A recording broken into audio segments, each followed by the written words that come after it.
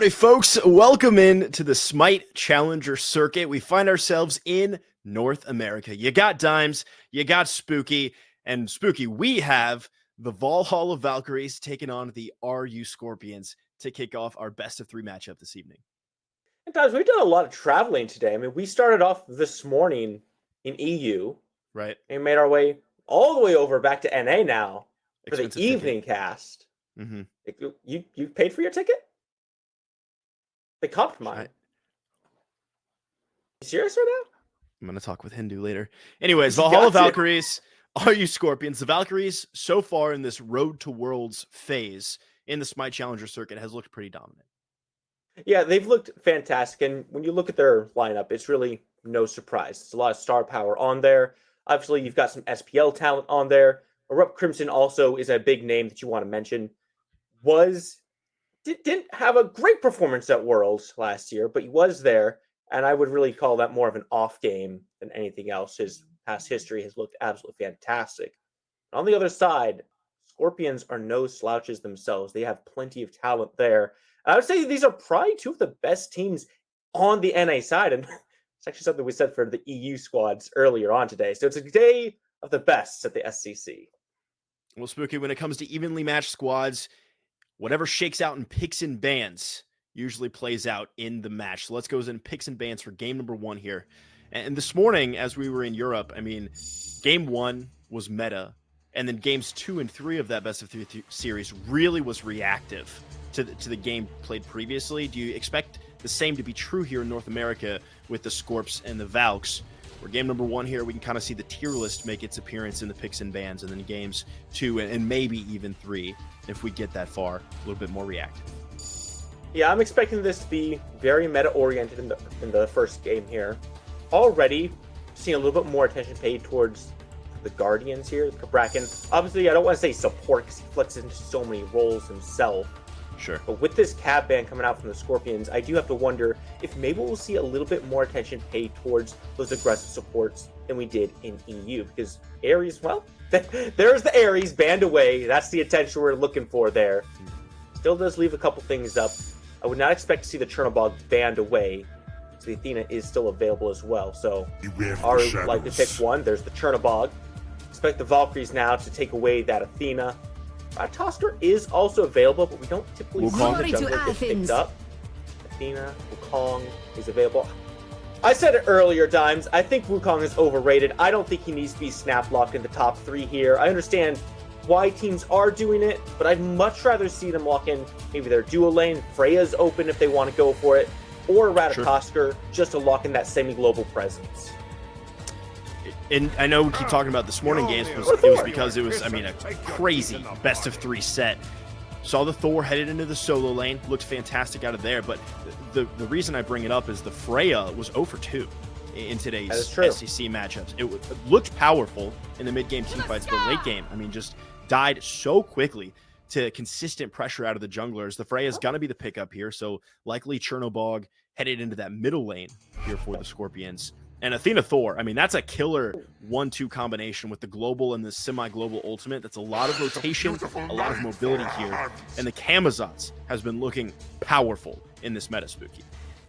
Yeah, Camazotz, I mean, we just got done seeing it in the SPL. It's free engage, free disengage, so hard to punish, tons of damage output. But with that being the lock-in for the Scorpions, I love this from the Valkyries. I was just going to mention the mid lane and the jungle potential for more global presence. This Janus goes so well with the other 2 picks from the Valkyries.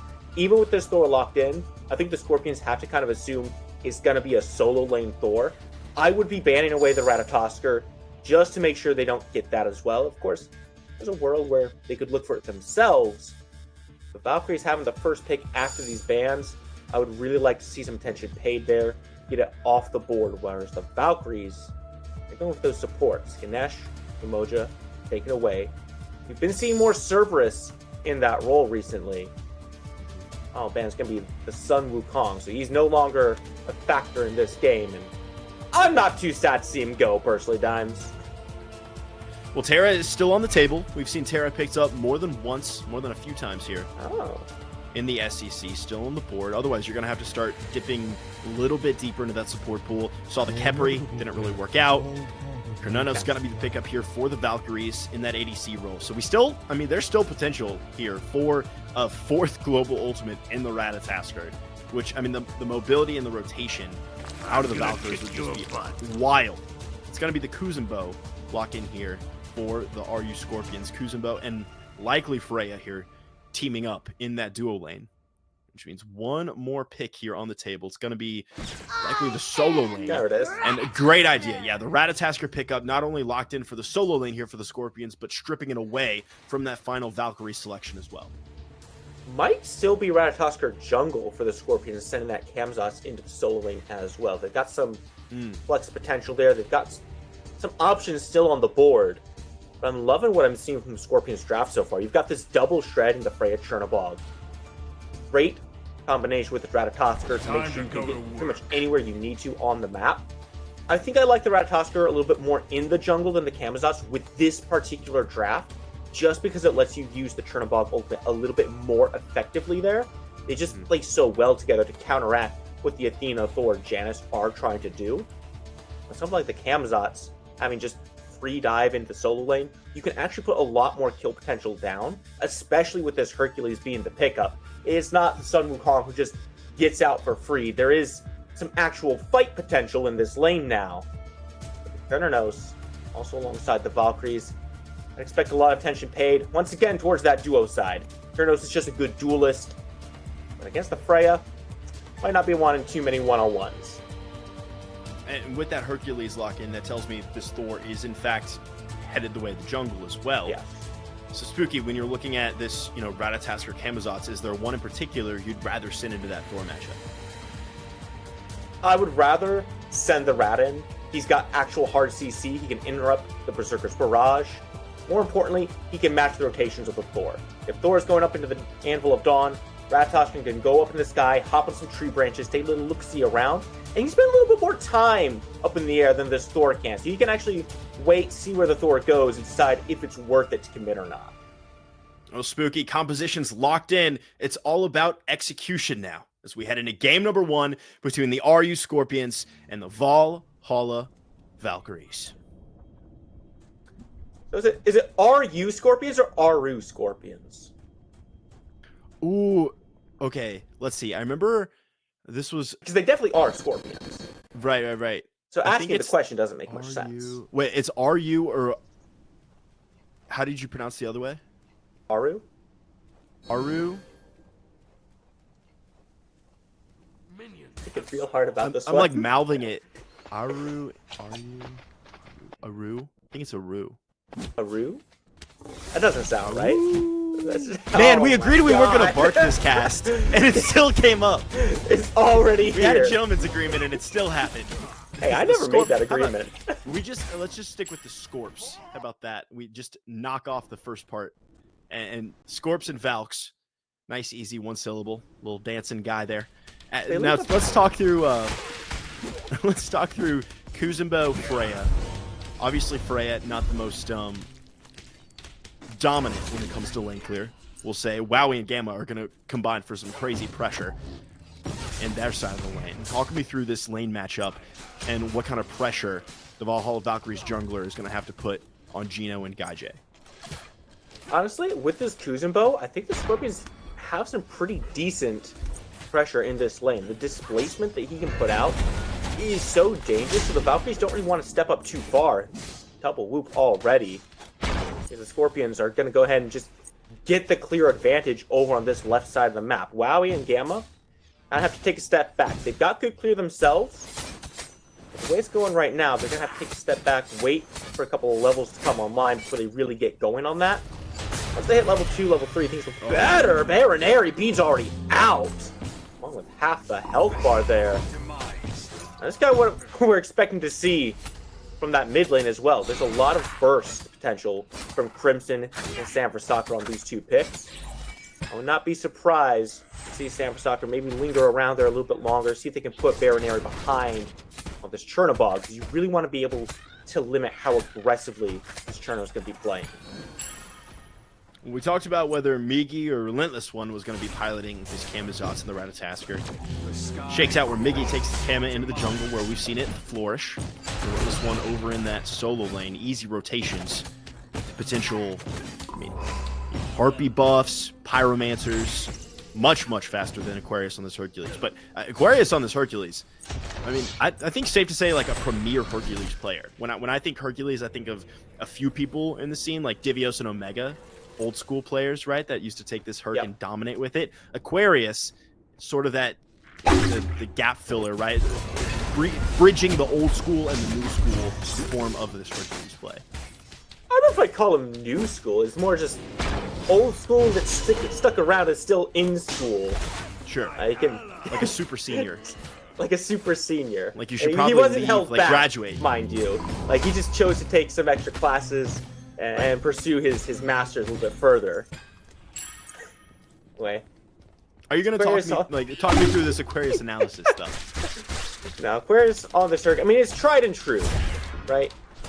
I don't think there's gonna be too many instances where we're looking at solo kills coming through on this map, or at least in that lane, just because RelentlessOne on a Ratatoskr, very hard to lock down, very hard to actually kill, even if Aquarius does get the 2-1 combo and push him out of position. He still has the Tree of Yggdrasil to jump up into for safety, but what he can provide is some pressure. And so what RelentlessOne is looking to do is he's just trying to stay even in the lane and look for opportunities to rotate outside of this lane. That's the whole reason you have Ratatoskr, that's the whole reason you have through the Cosmos.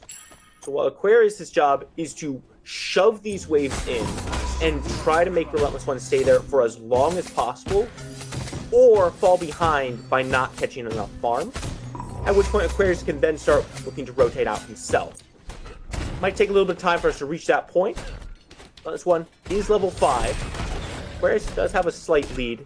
Going to take the fight to RelentlessOne. Boulder comes out.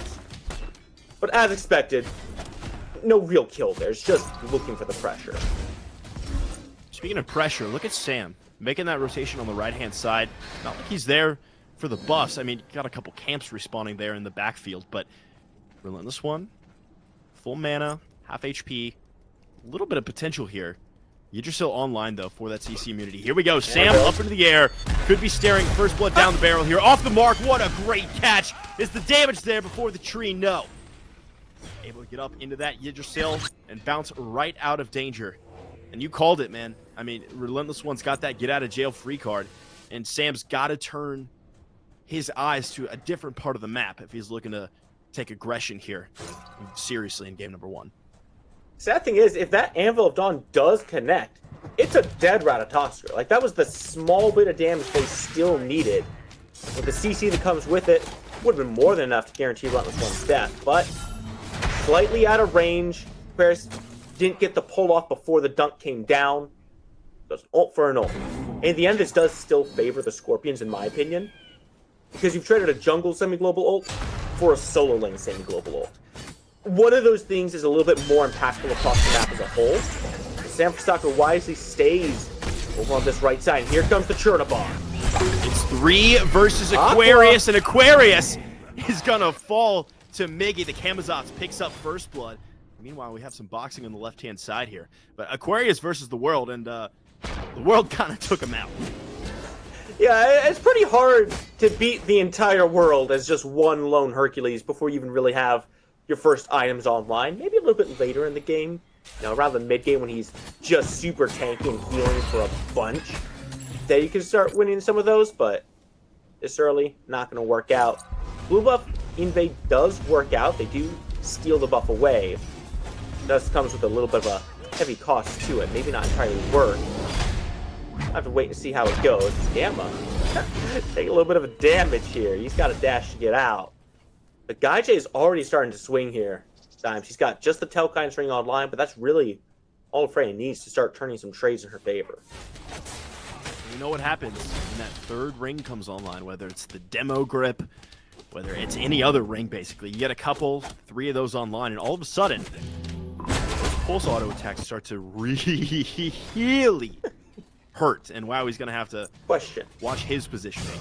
He doesn't find the grayscale.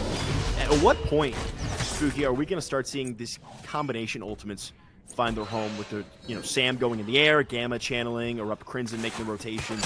And the Valhalla Valkyries have created such a mobile composition, and here we go. Answering my question, Geno going to take the brunt of the damage. Wowy! Here comes Sam up into the air. Wowy falls preemptively, though. And Sam, I don't think you should go in and be foolhardy to try to re-engage on this. Instead, going in the mid lane, Bayroneri locked down with the wall. Oh, dashes immediately into the wall. And that's a tough look there for the Thor, and that's going to be a tough look all game long if Bayroneri is able to dash into the Teutonic Rift and get out of danger. Yeah, that's just a little bit tragic for Sam Stock. I'm surprised we didn't see Crimson make a rotation as well with the through space and time. Could have been at that fight, wasn't too far away. Opted instead to stay in mid, get the farm, not allow Bayroneri to catch up. Crimson does currently have a slight lead, XP-wise, over Bayroneri right now.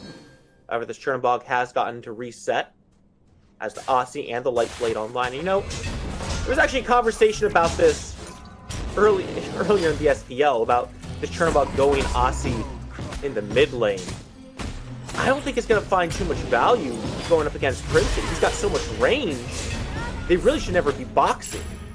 Yeah, speaking of value here, though, Spooky, Sam falling over on the right-hand side. It doesn't trade a dang thing for it. Maybe a RelentlessOne, totally healthy. And on the left-hand side, Janus forced to ult away. Mobility good here for the mid lane ErupTCrimson. Gamma also escaping, which is a take of HP left in his name as well. The Aaru Scorpions, dang it. I said Aaru. Scorpions winning. Oh man, we're gonna continue our conversation from this morning. Scorpions winning across the map here with Sam falling, mid laner and support being forced out as well. Slight gold lead here going the way of the Scorpions. It's pre 10 minutes, nothing to write home about. But the very fact that the Scorpions are kicking things off against a composition that's, prone to rotations and prone to support here in the Valkyries, it's got to feel pretty good if you're a Scorps fan. It's a good start for the Scorpions, but the Valkyries will really come online around this mid-game, and we're getting very close to that point. I'd say we're in pretty much the early stages of the mid-game here, where most of their composition and the rotations are really effective, because the biggest factor in all this rotational power is how quickly you can get to these objectives, right? You're looking to get one hit and get over to the objective as fast as possible and just burn it down with your numbers. Now we're starting to approach the point where we're looking at objectives. Pre 10 minutes, you're really not interested in the Gold Fury. The amount of effort it takes to burn it down versus what it gives you is simply not worth it, especially when you consider the risk of just the enemy team coming in and killing you. So the Valkyries are pretty content to slow their roll and wait out this early little leads. I say that, but Sam's up in the air. And crashing down onto one, Bayroneri heads into the wall. Defender of Olympus being channeled, won't find a home though. Migiiiiii able to just walk away from that one. Same thing goes for the mid lane Bayroneri. Here comes Geno, rotating in from the dual lane. RelentlessOne has also made the rotation from the right lane. Aquarius walking in a little bit too late to keep the ball rolling here, but Scorpions only one ultimate really used in rotation there. It's going to be RelentlessOne, and meanwhile, 3 burned on the side of the Valkyries doesn't find nil for it. Honestly, we got 4 over on this right side. Just go Fire Jack at this point. Why not? Nothing was gained. Just make a play at this point. But no, it definitely favors the Scorpions here. Yes, sir. I want to see some action. We're in NA. It's time for some blood. Might be Gamma's blood if it's not careful there, but we'll step away. Shield buff, highly contested right now. If we're going the way of the Scorp without too much fuss here. Does so. My thing here, times, is that the Valkyries, as much as I say they're content to kind of wait this out and see how it goes around the mid-game, they undeniably, inarguably, have a habit of just dropping game 1, letting it go, and taking things to 3 when they don't need to. Small fight here in the duo lane, though. It's just going to be a flip around here. Migiiiiii. Only Geno has ultimate left remaining. Migiiiiii might make something happen. Same thing goes for Bayroneri, using that ultimate with a Nightmare to get in the fray here. Migiiiiii bouncing out. Valhalla Valkyries doing just fine. Only burning Wowy's ultimate in return as well. So the Scorpions kind of flipping around the tail from the last team fight. The Valhalla Valkyries used a lot and got nothing in return. Scorpions burned 2 ultimates, big time rotations. find just as little. Not gonna lie, I'm pretty disappointed about that little fight there. I was fully expecting Migiiiiii to just go up into bat out of hell and go all in. At the same time, though, NotGeno is level 9. The leads really don't exist right now, and I think NotGeno only has a prophetic cloak completed as his item. Not fully stacked, so not getting the full value out of it just yet. Probably wiser of them not to follow the spooky game plan. Whew. Stygian Beacon is going to go down to the Valkyries, and Migiiiiii able to escape with that bat out of hell ultimate. So the first, real neutral objective. I guess it is a neutral objective. The first one heads the way of the Valkyries. Gold, dang near even. Experience, dang near even. In fact, totally even as the Valhalla Valkyries want to get something going here as we approach 13 minutes. Gold Fury's going to be the target. And with the secure on the side of the Valkyries, the Scorpions are going to have to find some kind of secure. Not going to happen, though. The Valkyries throw the Gold Fury in their pocket. Walk away for totally free Crimson. Using an ultimate, aggressively chunking down Migiiiiii and Bayroneri.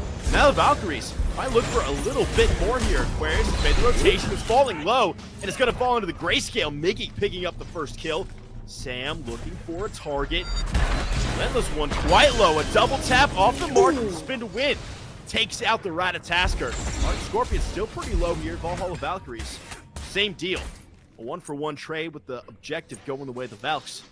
Chaos Squad's going to retreat slight goal. Worth it every single time. You're trading 1-for-1 with an objective. Take that home, you feel pretty good about it.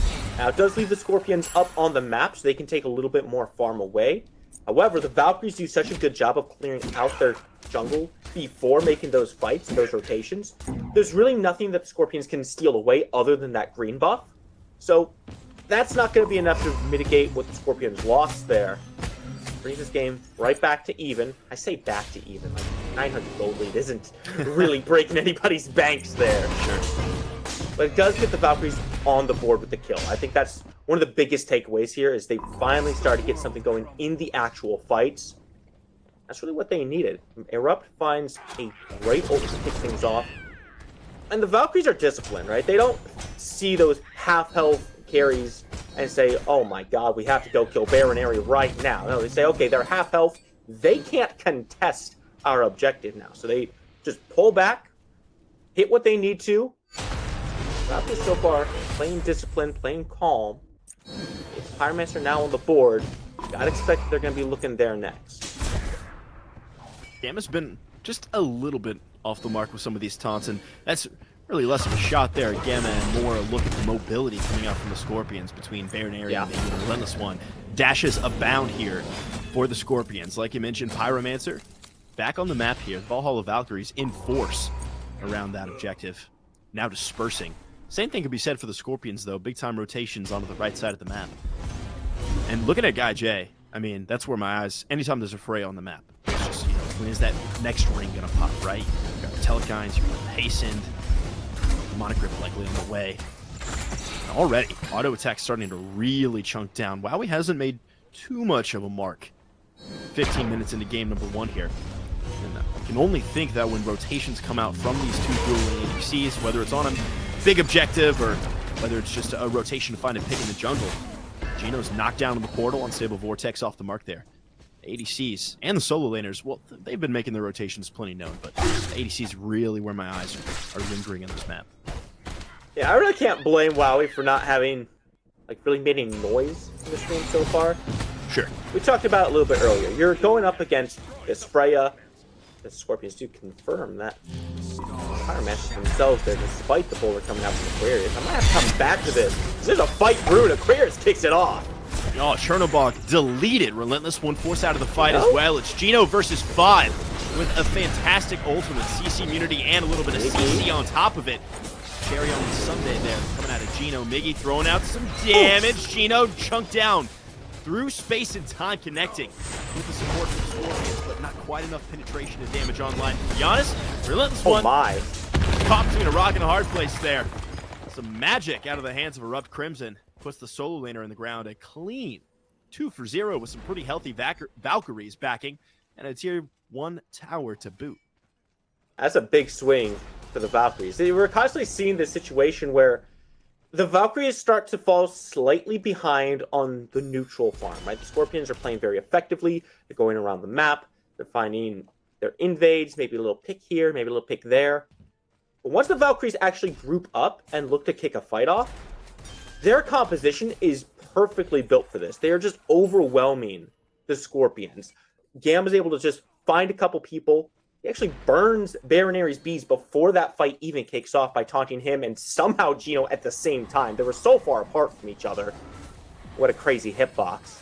And now it leads the Valkyries once again going for their game plan. Looking the Fury on this one, though. He comes in. The portals get him out. And that through space of time is just an instant out button. You ult, and all of a sudden your entire team can just walk away. Sam a little bit off the mark, but RelentlessOne caught in a tough spot here. That Wild Hunt turning Rat to a different animal for just a moment there. GuyJ's the target as Aquarius dives into the back line.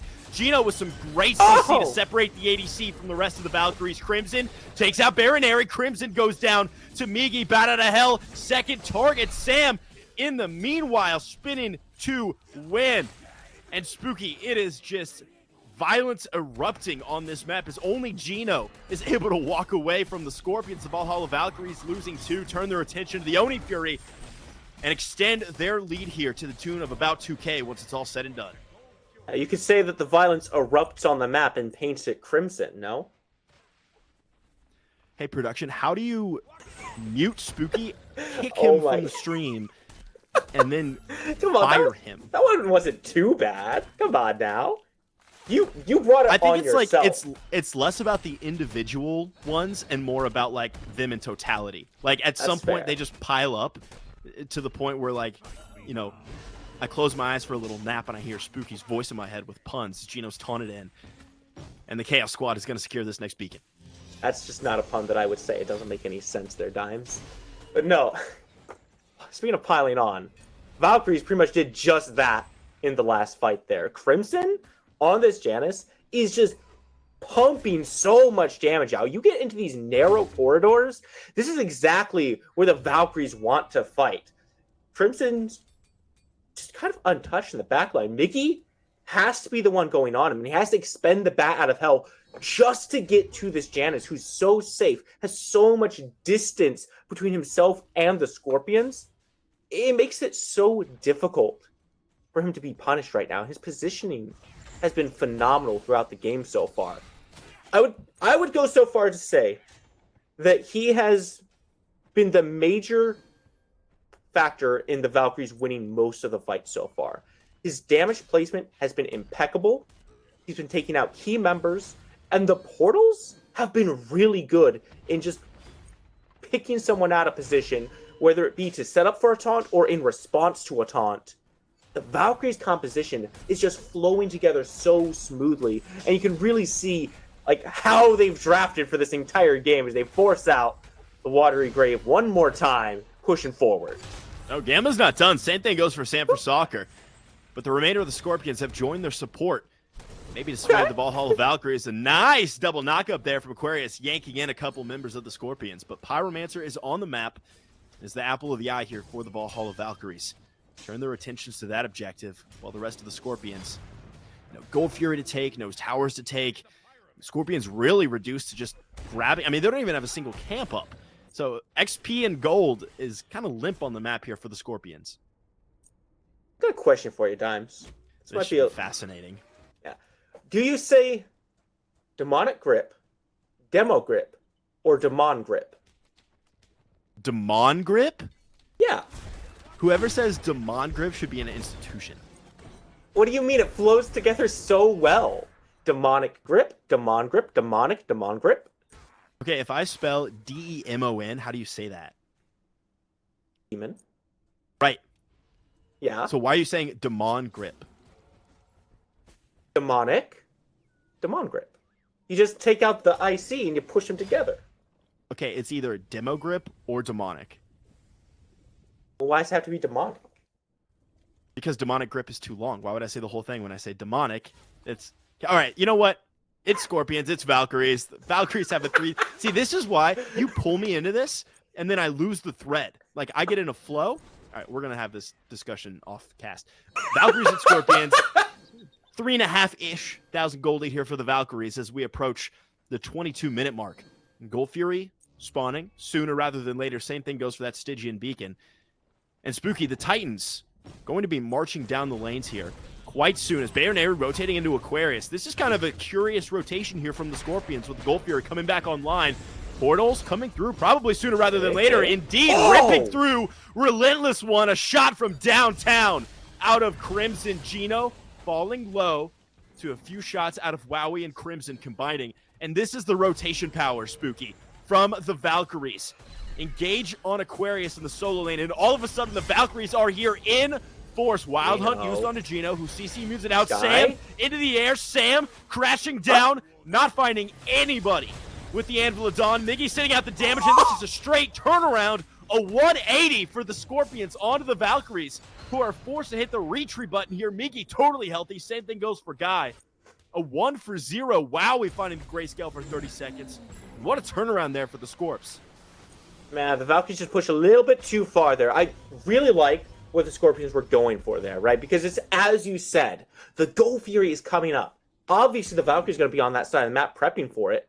So the Scorpions make the decision to try to force something on the right side. Try to burn Aquarius down and get a pick there so they can instead look towards the Fire Giant. We're 23 minutes into this. Fire Giant is very much a real possibility here.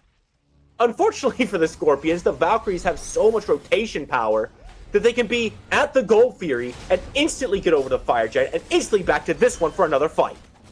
Aquarius is so tanky, just straight up eating shots from GuyJ and shrugging them right off. Guys, gotta get more penetration online or hand the reins over to Bayroneri to take out Aquarius. The penetration is here for the Gold Fury as the Scorpions rip through that neutral objective. Sam's in the air. Might be a little bit out of range, though. Crashing down onto Guy. Spin to win. Teutonic Rift doesn't lock in any of the Scorpions. RelentlessOne. One more shot's going to do it, and Crimson with an auto attack takes out the solo laner, Spooky. Going in, here is Gamma onto Migiiiiii, forcing the beads. Oh, no. Locked down onto Bayroneri. What a portal. Crimson comes up big in this team fight, taking out 2 by proxy. GuyJ low, GuyJ taunting, but the auto attacks is going to trade out at the very least Gamma 3-for-1 with the Valhalla Valkyries on top.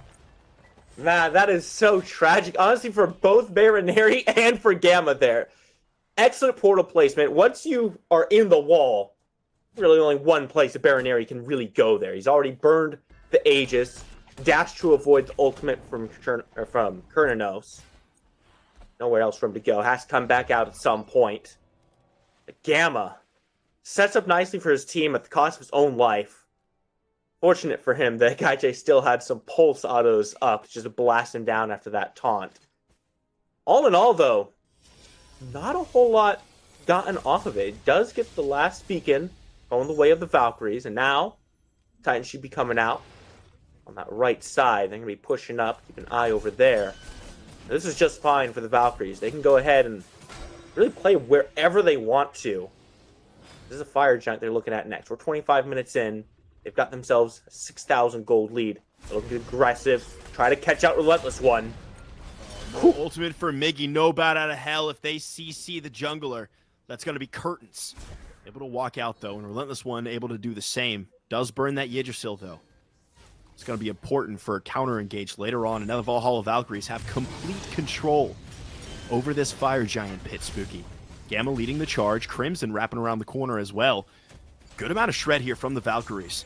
Like I mentioned earlier with the Gold Fury, the only real secure here on the map is going to be this Janus, this unstable vortex, or maybe even the through space and time. Our Scorpions don't have nearly as much confirmable damage. RelentlessOne coming dashing away. Bayroneri and Migiiiiii is here as well. Are you Scorpions? Take down the Fire Giant, Spooky. It's wrapped around their waist. The Order Squad presses forward. GuyJ up into the air. GuyJ back into the ground here. Knock but over the portal. The knockup from Aquarius immune to the damage for GuyJ, who's now sending pulses the way of the Valkyries. Crimson over the wall there. Downtown, able to sink GuyJ into the ground. RelentlessOne. Still back up into the World Tree. Geno with a great watery grade to CC Aquarius. 3-man dunk out of RelentlessOne. Bayroneri takes out Sam. Geno charging forward. Geno going to fall to the auto attacks from Wowy. Migiiiiii with absolutely 0 mana to his name, Crimson. Okay. Vortex chunking the jungle here, but Bayroneri in the back line is absolutely going to rip through Crimson. They Aegis buys a little bit of time. Gamma pays with his life. Wowy turns it around. What a fight. Scorps strip the Fire Giant from the Valkyries, but the Valkyries make the Scorpions pay. Honestly, still worth for the Scorpions. The fact that they took that Fire Giant away from the Valkyries and cut that gold lead practically in half off of that fight is massive for them there. The Valkyries, I don't really understand what was going through their heads there, because they had all the space they needed. They did a good job. They put some shred into NotGeno, forced him back. Bayroneri was all the way up in the mid lane, so you knew exactly where he was. And it felt like the Valkyries split their decision. They said, okay, we're going to put some damage into the Fire Giant, get it nice and low. All right, Geno's going to step forward. They don't have Bayroneri. Let's go ahead and fight him, but don't step out of the Fire Giant pit while he's slinging those basics from inside the fire ring. And that all leads to it not being burned down, not being secured. Let's Bayroneri just ult right on into it, and suddenly you have a giant mess on your hands where RelentlessOne is able to re-engage. Geno has the Watery Grave, and they just burn it down. They turn it into a 50-50 when they had no need to take that gamble. It doesn't work out for them. They still wipe it off of 4, but the more important factor is that they don't have it on a single one of themselves. Well, at the very least, the Valkyries takes a consolation prize in the form of a Primal Fury. 3 tier 2s online for the Scorpions. Many more towers online here. Well, 3 plus 1. Make that 3. And with that being said, Bayroneri has completely evened up the tower counts. 3 for 3. Got 3 Phoenixes. 2 Titans on the map. Pretty typical here, Spooky. But as terms of objectives go, both these squads have the same amount to push down, as we're getting pretty close here to the 30-minute mark. Sanfrecloger and Wowy combining on this left-hand side, knocking down to tier 2. That'll open up the map a little bit. What's the play here? Right, the Valkyrie's in control. Right? Do you hit the gas pedal? Do you back off? Do you let the next Fire Giant spawn up? I mean, if you're the shot caller for the Valkyries, what's the decision-making process? I feel like the Valkyries just have so much mobility right now. They can pretty much be wherever they want. They can move up to pressure any tower they want to, and then just say, nah, we're going to go to the other one. They've got 2 runic bombs. They can easily take one down. Not allow Crimson to get caught out like this, though. Has to burn the through space and time. Olympus. Okay. And meanwhile, Sam falls to Bayroneri, who is rotated in using that ultimate as well. Mobile ultimates being burned here. 1 for the protections on the Crimson. Crimson using it for the CC immunity.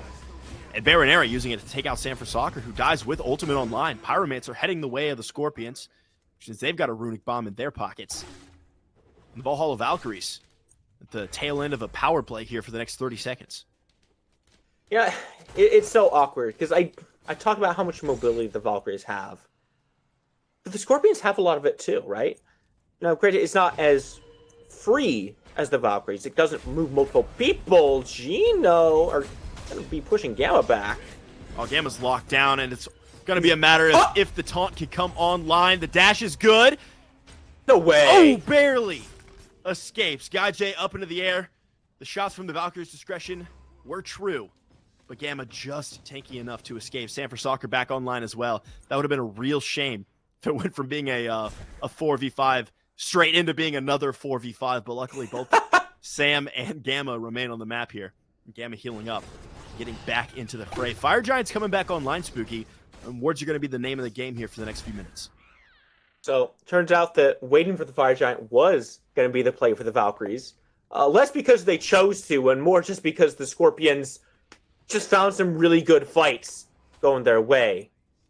So now the question becomes, can they do that again around the Fire Giant? They've shown they can take some fights, but with no objectives on the board, those fights really don't matter. They don't do anything for you. They were one kill in the first one, and then a near kill on the second.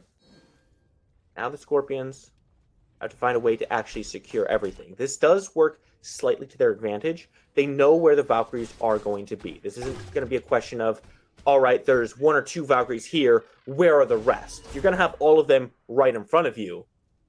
Valkyries understand that as well. You can see they're playing a little bit more aggressively. They're looking to try to find some of these picks, and the composition does that very well between Aquarius and Gamma.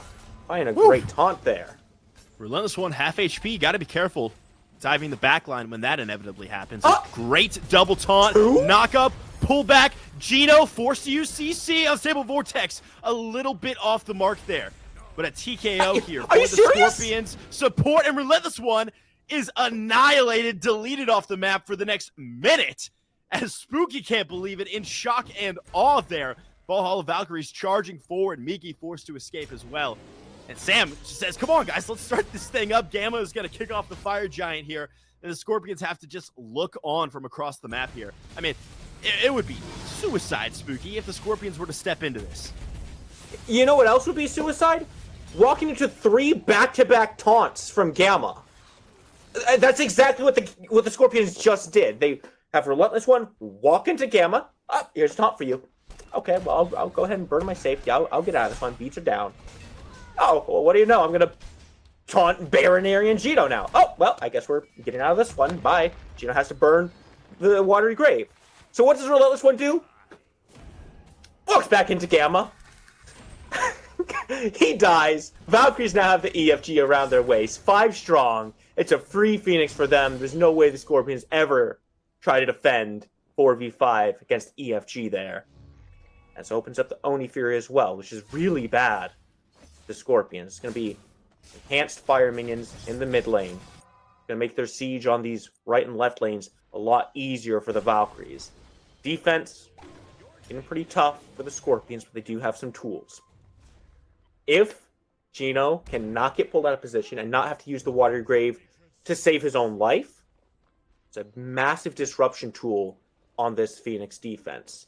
Same with GuyJ and the Valkyrie's discretion. Just being able to pump out the damage and then go into the no-play zone. Same with Migiiiiii. Oh, man. And just pour the damage down. Scorpions still have a good defense. Not again. Testing. No, there's no way. He doesn't do anything. Not again. I can't. Not again. I can't watch that again. Pyromancer goes down, Spooky. And you were talking about these tools from the Scorpions, but I mean, this is going to be a high execution. They don't have a big Agni. They don't have a Raijin.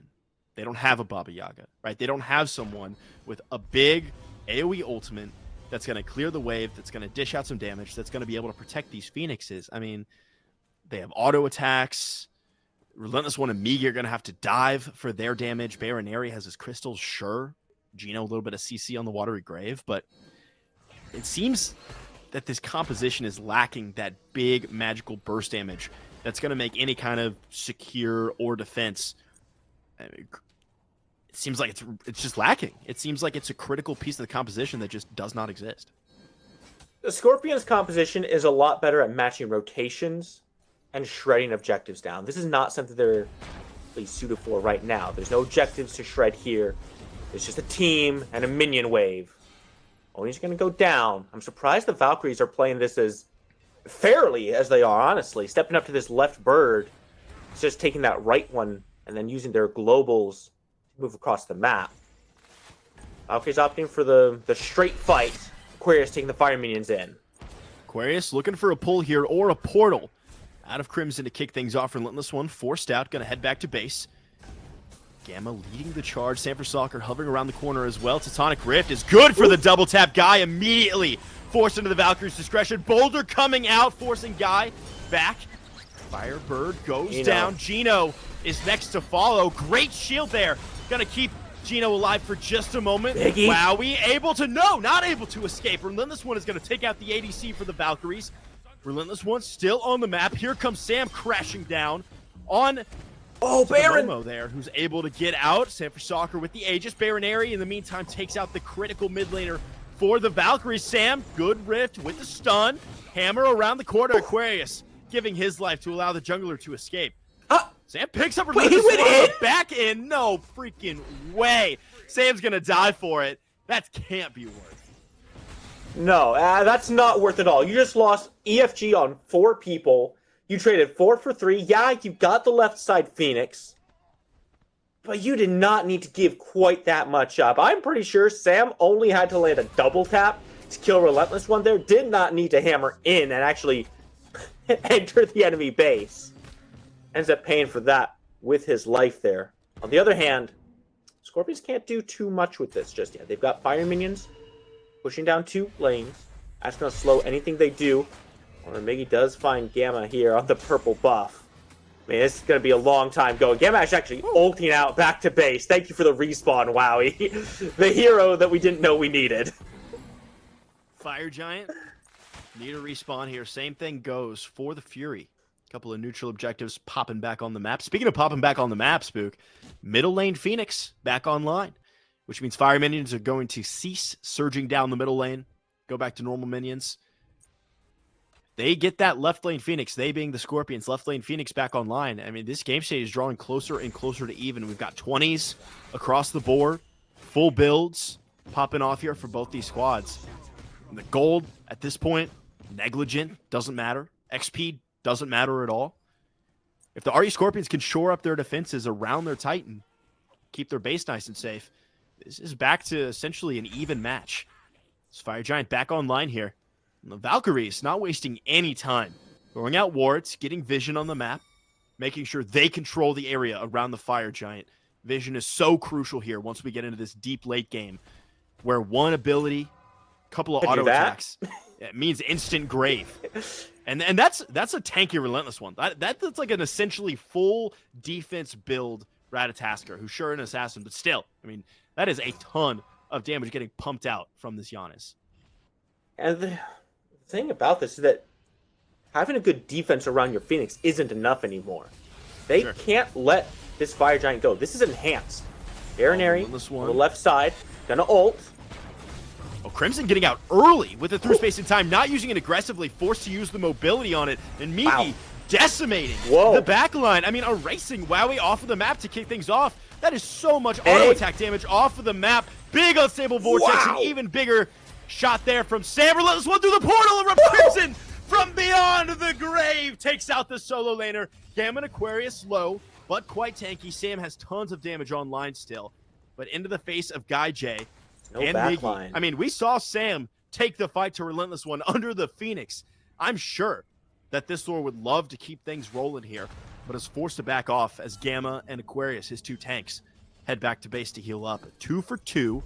Trade out the mid laners, plus a solo laner and an ADC. Fire Giant remains untouched. Fury on the map as well. Geno's going to start up this Stygian beacon, but I mean, that would be insane to try to take it solo. It'd be kind of fun, though, if you could throw out one of those Kappas and he could grab it for you. That'd be kind of silly. I wouldn't mind that too much. I think that'd be a very silly little mechanic there. Man, Scorpions, they understood. They weren't going to sit around and wait for a defense around their Phoenix.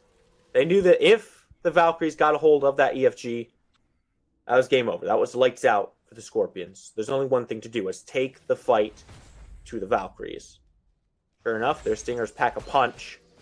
And Bayroneri on this Chernobog honestly split the map about as perfectly as you could. Sits over in that left side, pushes those fire minions up, makes sure that that Phoenix can respawn without being in too much danger. And when the Scorpions hit the go button, when they put that pedal down, it's right there into it. But Geno is caught out and melted. Has to burn the watery grave. GuyJ's gone! ErupTCrimson from downtown takes out the Freya, takes out Geno, a 2-piece for Crimson. Sam stealing away the triple kill from the mid laner. And Spooky, this is gonna be it. I mean, a caught out Geno and Guy taken down. RelentlessOne in the blink of an eye sees the rest of the Scorpions find Hades. Valhalla Valkyries waltz directly into the Titan room and take game number 1 off of just, I mean, straight up deletion. GuyJ didn't even have a second to beads, not a second to Aegis, and RelentlessOne has to sit with the rest of the squad in the grayscale. Well, the Valhalla Valkyries take out the Titan for a game 1 victory. Scorpion stepped up, told the Valkyries, no, you don't get the Fire Giant for free. Valkyries simply responded, no? All right, we'll just take your base then. Who needs the Fire Giant? Wins it without the buff.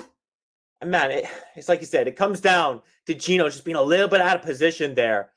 And this really is not a team comp that you can be caught out of position on. As soon as you step up, Gamma throws that taunt out, and what was a fun little journey to harass the enemy team becomes, oh no, I'm actually melting. I'm not as tanky as I thought I was, and you never are when you're against 5 people. Crimson, I think we can easily call the MVP of this particular game, simply deleting members of the Scorpions left and right, stepping on them like they were bugs, leaving very little resistance left from the Scorpions.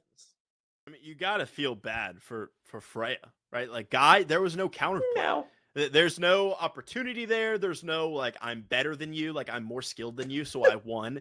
Like, Crimson presses 4, and Guy dies.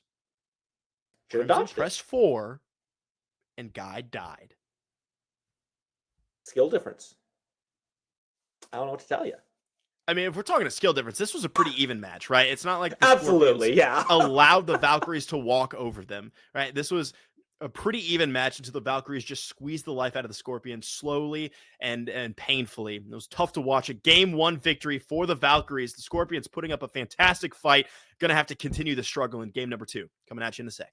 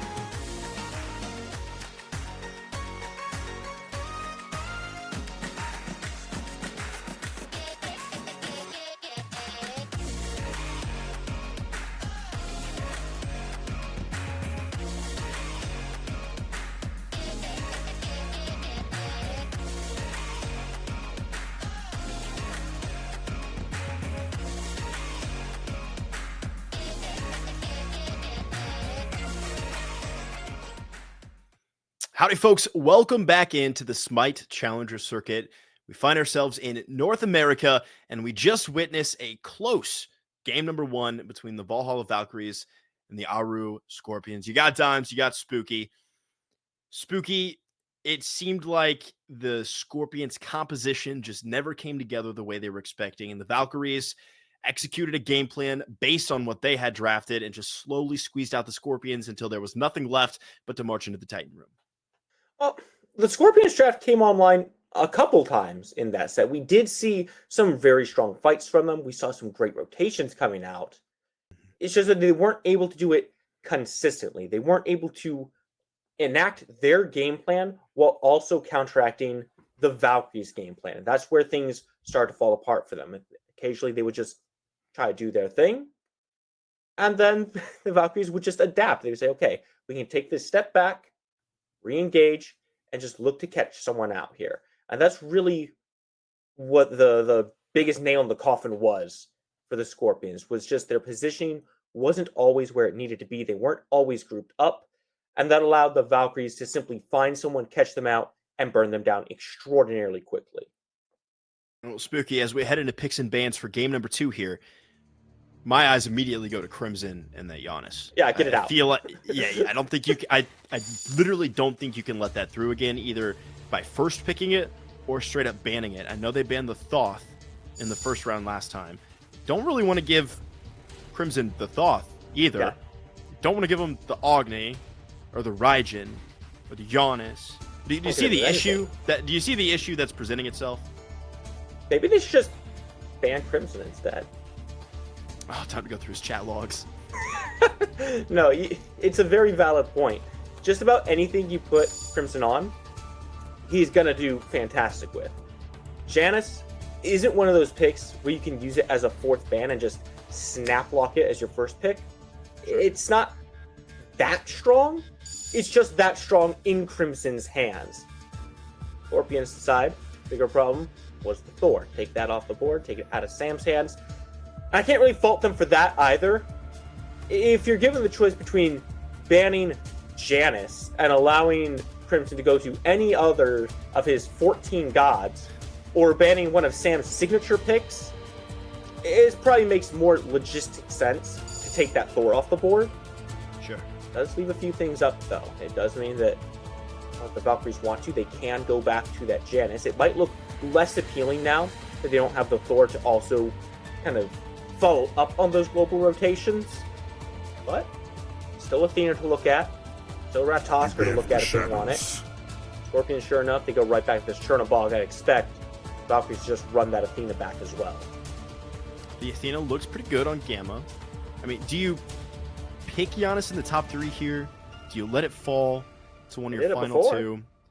Glory to Athens! The Athena is a great look, I think, and with this Thor bound out, Sam's going to have to go for something different. Do you imagine maybe grabbing something for Sam here? I know been liking the Thanatos, things like that a lot lately. Do you grab your jungler here, or do you let Sam grab your counter pick? You grab the jungler, get him a Pele. Honestly, could be, though. Could be. This could be a mid Pele as well. We've seen plenty of that. I think I just like Crimson better on those long-range artillery mages, like the Agni, like the Janus. Same here. Whereas Sam just feels a little bit more natural diving in with a pick like this Pele. Still, I'll leave the question up. Now the Scorpions have to kind of wonder what this pick is doing, where it's going to go, and how they should ban around it, assuming the Valks don't give it away with their final pick here. I do like this Yemoja pickup as well. Camazotz look good. Run it back for Migiiiiii. Yemoja, great. This comp. Pele, no way out. Athena, if she wants to get out, she's going to have to use the ultimate. Not the best use of Defender of Olympus. And it does shore up a little bit of the weaknesses the Scorpions had around objectives in game number 1. That was really their biggest fail point, was they couldn't fight around those objectives securely. They couldn't really secure it. They couldn't force the Valkyries off, and the Valkyries had so much shred, they could just take it down no problem. No surprise to see Crimson go back to this Janus. Looks just as good here as it did in game 1. Like what we're seeing from these drafts so far. It'd be wild not to. Freya taken off the board, as the Scorpions still presumably need an ADC need themselves a solo laner as well, although plenty of flexibility here. Cherno could head into the ADC role. Camazotz could head solo. A lot of counterplay potential here from the Scorpions if the Valks decide to go one way or the other. Didn't like what they saw in Aquarius and the Hercules. That one's got to go bye-bye. Same thing goes for Soul. Scorpions looking to round out their banning phase. Valkyries still need. They got a support. They got a jungle. They got a mid. Still need ADC and something for Aquarius as well. You saw Aquarius take that final pick. Wanted to see what the rest of the Scorpions had up their sleeve before locking in to a god. Sun Wukong taken off the table there. A couple of solo laners off the board for the Scorpions. Valkyries considering their pick here. Likely to be an ADC for Wowy. And I mean, you kind of just put Wowy on whatever and you know he's going to perform. It's going to be the Cernunnos again. I was going to say you could go pretty much anywhere, right? You could go to Hachi, but it doesn't matter. Right back to the Cernunnos. Saw some big wild hunts in game number 1. Looking to repeat that performance here in game 2. And the Scorpions kind of can go wherever they want with this, right? I mean, plenty left on the table here. Ratatoskr, Shocker. the one that pops into mind, and no surprise there. We're so original in the NA scene. I mean, if it works, don't fix it. Like, that's rule number 1. It didn't work. They lost. If it didn't work, like, in general, and here's a god that we're not seeing a ton of, but boy, am I excited to see in the hands of Bayroneri. It's going to be the Morrigan. Yeah, this is such an annoying god. Does mean that this Chernobog is going to be paired with the Yemoja. That's going to GuyJ. Put it over in the dual lane here. Now, there's so much you can do with this Morrigan right now. You can have double Chernobogs, just ult wherever you want. You can have double Rivers Rebukes if you want to. Hell, you can have your own through space and time and just move the team wherever you want. The Valkyries are coming in one direction. All right, Bayroneri, get us over there. Easy peasy. There's just so many good options right now. This is a great game for the Morrigan. It's going to be interesting how the Valks decide to deal with that. She is a little bit of a risky pick. No real mobility. Relies on the stealth to get around, so she can be killed fairly easily. You can force her to use the ultimate just for safety's sake. An incredibly long cooldown on that one. The Scorpion's going to have to play this a little bit carefully. I would expect them to be playing maybe around this Chernobog, this Yemoja. Or, alternatively, they can play around this Ratatoskr as well. I don't really want to see them play through the Morrigan, just because of how risky she is. She's just inherently kind of easy to kill. But what she does do is she can get to those fights very effectively. She can swing the numbers in an instant, counteract some of this Valk strat coming through here. And it'd be interesting to see how they do decide to approach things. Valks, I don't really like this Cernunnos here, but I'll have to see how it goes. Wowy falling behind a little early in game number 1. Gonna have to pick it up in game number 2 here. Let's head into the battlefield, Spooky. See how it all shakes out. And when you're thinking about execution, and specifically looking at, I mean, Gamma and Wowy, run it back. Crimson, run it back. Aquarius, Nike and Hercules gonna have similar play styles, but really looking at Sam here. I mean, Thor, able to move around the map, able to dunk in. Pele, much more dive heavy, and not as much escapability without that hammer. I mean, how is Sam going to have to edit his play style around the same composition drafted for the rest of the squad? I mean, from watching game 1, maybe not a whole lot. Sam occasionally likes to dive without much care of whether he's going to get out or not afterwards. True. Very true. And frankly, that suits this Pele just fine. As long as you can get in there, deal the damage, kind of rely on your team to do the rest there, have the follow-up. Shouldn't be too hard for him. He will have to be a little bit more cautious in this early game. That's where we saw some risky stuff coming out from Sam, where he was relying on that hammer to get himself back out of danger. So these invades gonna have to be a little bit more slow, gonna be needing a little bit more vision. RelentlessOne, have to be very careful over here, because this Nike, we haven't really talked about it too much, but she can bring quite some pressure in the early game. At one point, the longer this game goes, the bigger a headache she's going to be. Once you reach, hell, before you even reach level 20, she's jumping in, dropping the Sentinel of Zeus down on your heads, on your back line. They're not having a very good time. Just throws out the Rend, disarms your Chernobog. Okay, now he's useless until that wears off, where he decides to beads. RelentlessOne, Oh, I'd be careful. Aquarius. Taking RelentlessOne to school here. 1 Rand, 2 Rand. Good stun from RelentlessOne and great dash away as well. I think RelentlessOne knew he had that one in the pocket the entire time, but heading back to base, Sam's never going to make that rotation. 10 out of 10 times, RelentlessOne gets out of there safely. Now Sam here to help pick up the buff on the right-hand side. Get a little more gold and XP going his way. And that was kind of one of my questions as well. RelentlessOne, relatively untouched in game number 1 as terms as the laning phase goes, right? You think Sam is going to make more of an appearance on this right-hand side before the Ratatoskr can accumulate some defensive items? I hope not. It's just not really worth it. Maybe if you're going over pre-5, but your window for that is closing by the 2nd. And even then, he's got one of the longest dashes in the game. Incredibly safe, so you're relying on just your rundown potential, which, yeah, Pele moves fast. She does move pretty quick. But against the Rat with a long-range dash, stun as well, I just don't think it's worth it to put too many resources over into that right side. Now, there's an argument to be made that this is where a lot of the jungler's farm is on that right side of the map, so it just makes sense to kind of pass by and gank, but you can find so much more value on just about any other part of the map. I'd much rather see Sam looking at Bayroneri here, trying to punish this Morrigan pick. Maybe he's not going to rotate that way, though. Migiiiiii and Sam duking it out here in the jungle. And who win? I mean, does Migiiiiii automatically win this because of the lifesteal? Sam does not want to let this go, though. No blink online for Migiiiiii. Able to leap over the wall. Aquarius and Sam teaming up. A RelentlessOne at half, Migiiiiii at half. First blood on the horizon here as the right-hand side of the lane sees plenty of damage out of Sam and Aquarius. Blue buff heading the way of Aquarius. Migiiiiii leap back online. Sam now dropping low. Vampire Bats headed back to Migiiiiii. And Sam and Aquarius have kind of just owned this side of the map for the last 3 minutes. Yeah, this is just an early pressure comp from the Valkyries on the right side. Maybe not so much across the rest of the map, but you play where you're strong, right? Aquarius has good levels 1 through 5, a little bit better than RelentlessOne's. Pele likes to brawl early, likes to get active very early on. That's why she's a good mid laner, is because she can clear those waves and start fighting very quickly. Now they're just making full use of that. Go ahead and get the blue invade off. Steal it away from RelentlessOne. That's going to put him a little bit further behind. Really kind of the worst feeling in the world. If you're in a game of Smite and you have to choose to have a single buff stolen, you're never picking the blue buff because it just hurts your solo laner so much. It feels so awful trying to go against that. And you walk up and you see that the other guy has his little blue circle around. It's just demoralizing at that point.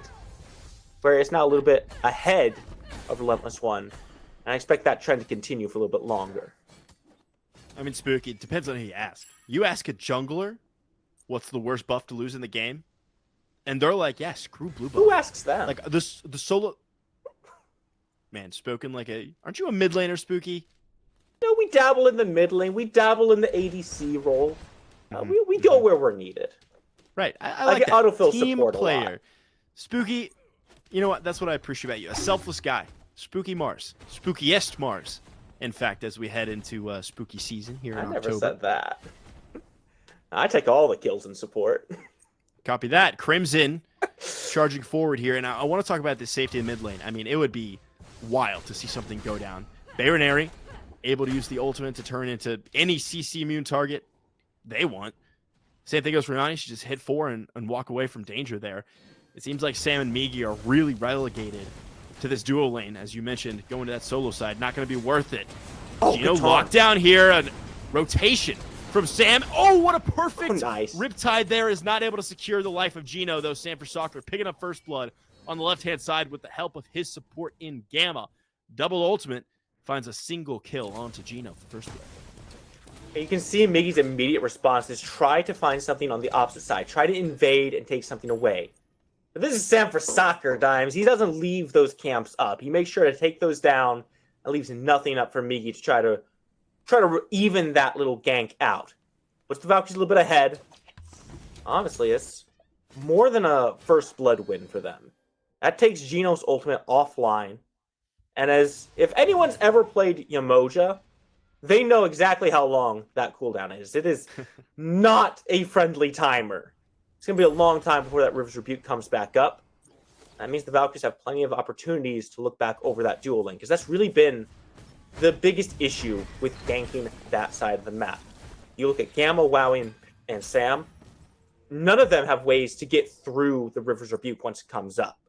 The question then is, how do we force it out to then create play opportunities for ourselves? Well, if you get the kill and force out the ultimate at the same time, pretty much just setting yourself up for future endeavors there. Argus going to go ahead and get some mid lane secure there.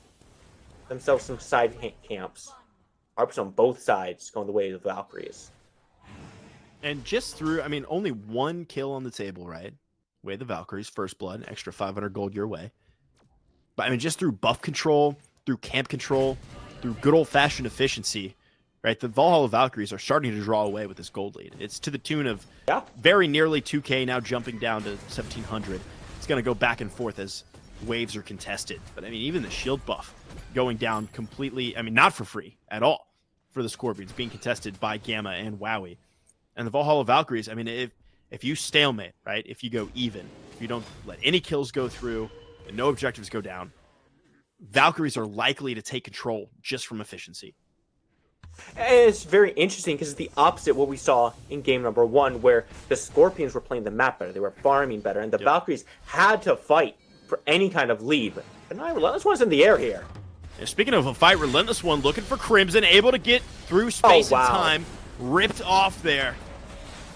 Tides are out crashing together as well. You got two bats in the air, ripping through the teams. Aquarius has made the rotation. Crimson from over the wall with a portal as well. Aquarius finds a double out of the solo lane. Dropping low is Geno.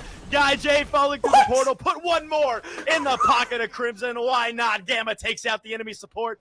And that is a genuine deicide. Spooky Valhalla Valkyries grabbing the Gold Fury. Why not? 8 minutes in, first Gold Fury. You know, we talked in game 1 about how these early Gold Furies aren't worth it because of the risk.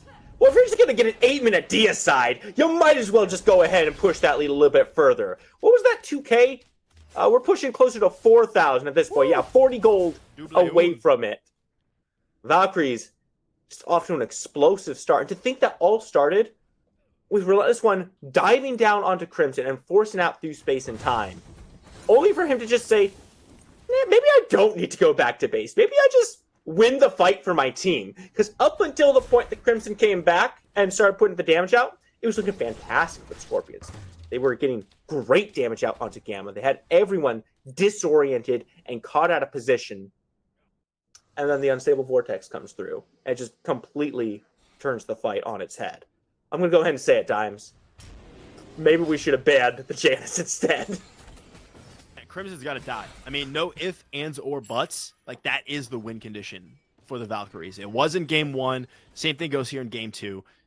Every single member of the Valkyries is just consolidating all of their CC, all of their peel, and they're using it to lock down targets for Crimson to finish off here. Speaking of finish off, Sam for Soccer, very low, but being channeled, Defender of Olympus. His portal's going to expire. Not enough time for Sam to get out of danger. Now Crimson forced to back off as well. Aquarius and RelentlessOne have both left the solo lane. Aquarius wants to keep going on to Migiiiiii, but Migiiiiii has so much sustain and mobility. I just don't see anything happening to the Camazotz, and ErupTCrimson just kind of fled immediately after Sam for Soccer fell. It's like, yeah, I'm not gonna mess with that, y'all. I'm gonna head over to solo lane. I'm gonna grab some waves. I'm gonna 1v1 RelentlessOne here. And Sam dies for nothing, but luckily Scorpions aren't able to capitalize. Objectives down, maybe a little bit of neutral camp farm, but not a giant objective to swing the advantage, or at least to try to shore up some of these wounds of the Scorpions. Yeah, I think there was a little bit of hesitancy in Sam's retreat there. You could see he kind of wanted to keep going for it. I think you could kind of see that he knew that that rotation was happening towards him, so he hesitated on running directly to that portal. As a result, it does expire. He's not able to get out. He falls down. Crimson on this Janus is doing fantastic. He understands his limits. He understands when to fight and when it's time to get out of dodge. And that's really what's making him so effective on this pick. The safety of this Janus is kind of unmatched, right? You just being able to hop through any wall and blast people down from extreme range. Yeah, Toth can kind of do the same, but not nearly as safe. Doesn't have CC immunity like Crimson does on this Janus pick. You've said the Scorpions need to kill him. You're absolutely right. The problem is actually getting to him and getting that job done. RelentlessOne can do it, but he has to expend the ultimate to get there. And then once he's there, you need some backup, okay? Now we're looking at Migiiiiii. So now you need 2 people to get through this front line of Aquarius and probably Gamma as well to get over a wall onto Crimson, and this is not good for GuyJ. Oh, Guy man. in a tough spot. Gamma now channeling the ultimate. It's going to go off, though. No it's way. slamming down onto Migiiiiii. Bat out of hell's not going to close the distance with Gamma. Sam? Is here. Sam blinking over the Bayroneri. wall. Here comes the Pyro Glasses, baby. Bayroneri does take out Gamma. One more auto attack. What a riptide out of Geno, saving the life of the jungler. Migiiiiii. Bayroneri finds a second kill in this fray. Sam for soccer. No, over the top. Geno and the mid laner Bayroneri combining to take out Sam. It's just one more auto. One more unstable vortex. Aquarius is here, taking out the mid laner. Crimson escaping. Crimson, no mana. He can't get Crimson, up. no health. Does he have enough for the one single portal over the wall? But RelentlessOne is covering the escape route anyway. Geno finds not one, but 2 kills, Spooky, in that engagement.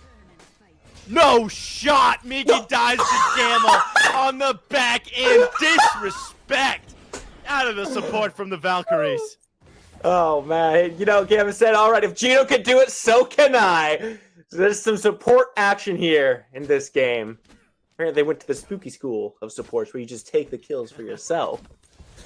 Well, I don't even know where to begin with that. Yeah, it where was do you so start with that? stretched out.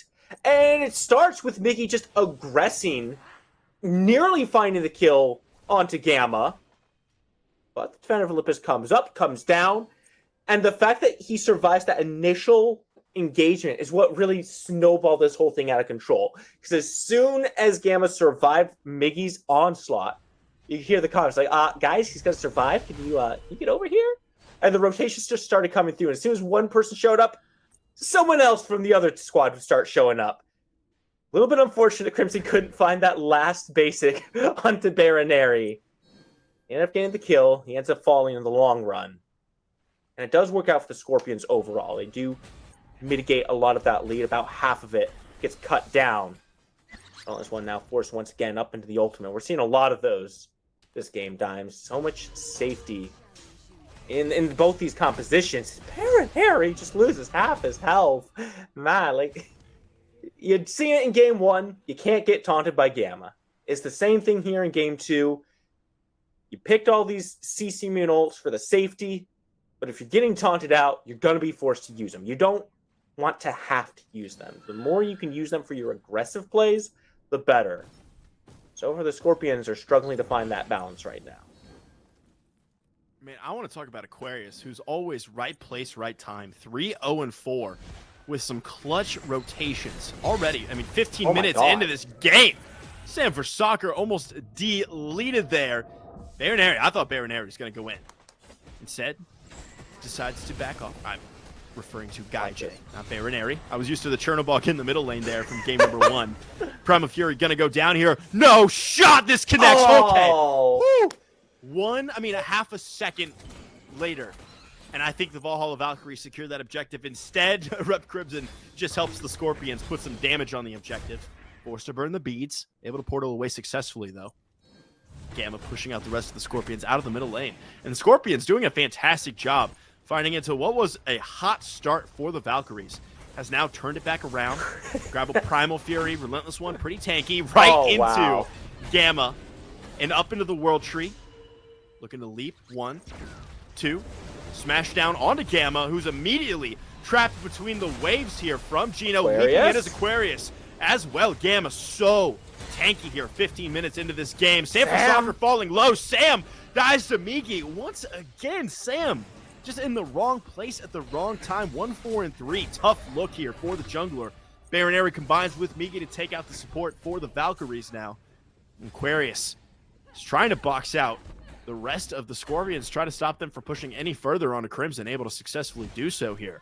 But a quick 2-0 here for the Scorpions with really no reprisal for the Valkyries. Now, what's going on here in the back? RelentlessOne being targeted, gets caught by the Bramble Blast. No. Oh, Oh my god. Ah, here's Unfortunate. Aquarius. All right, good ultimate from Aquarius to at least secure one onto RelentlessOne. Here comes Defender of Olympus in the meantime. And of course, if you have to get out of jail, what do? You turn to the Camazotz, who can head up into the air. Bayroneri able to escape.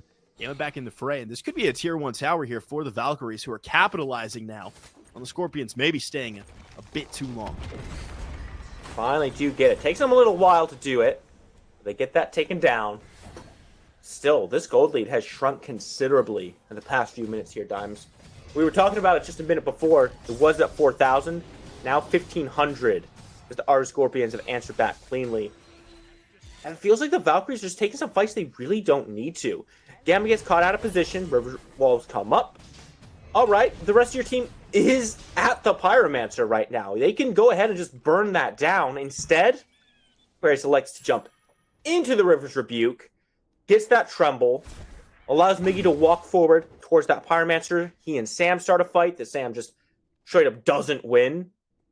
And from there, things fall apart for the Valkyries. It really feels like they need to facilitate Sam a little bit more, or maybe Sam just needs to pull back and allow Gamma to facilitate him a little bit more right now. Because as it is, he's taking these fights, they're not working out, and the Valkyries as a whole are suffering for it. They are being punished for the jungler's missteps. You know you have the damage follow-up, you know you have setup for it. You just need to get back on the same page, maybe slow a little bit of that momentum they had from game number 1, and get back into a more neutral standpoint here. Have to recognize they're not ahead. They're not the aggressors. You have to make their opportunities and find them where they can, rather than trying to force something down. Beacon comes up. Valkyries are in position. This should be free for them. RelentlessOne wrapping around the backside. Could look for a World Tree ultimate. Get a knock up in the meantime. Stygian Beacon does go the way of the Valkyries here. Best of 3, Spooky. Valhalla Valkyries up 1. No need to push it here. You kind of just chill out for a moment, knowing they have at least 1 game to gamble with. I mean, obviously, you'd love to close this out in 2, but not the end of the world if you take it to a best of 1. Couple thousand gold lead. And, you know, we talk about Sam, 1, 4, and 3, maybe playing a little bit too big for his britches. Still even in levels, right? Still pretty much even in build. Despite taking a couple tumbles here in the mid game, Sam's just about even with the enemy jungler in Migiiiiii. So not too much detriment here.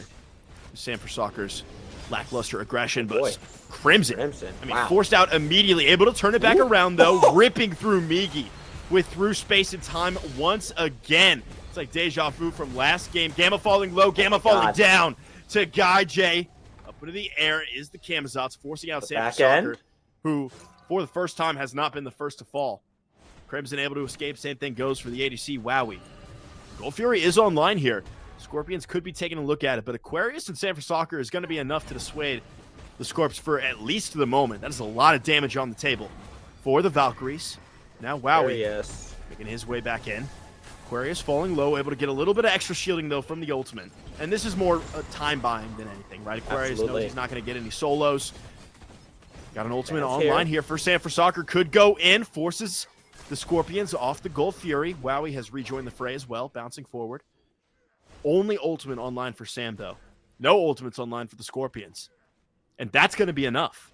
A little bit of a relic disadvantage for the Scorpions as well. No ultimates online.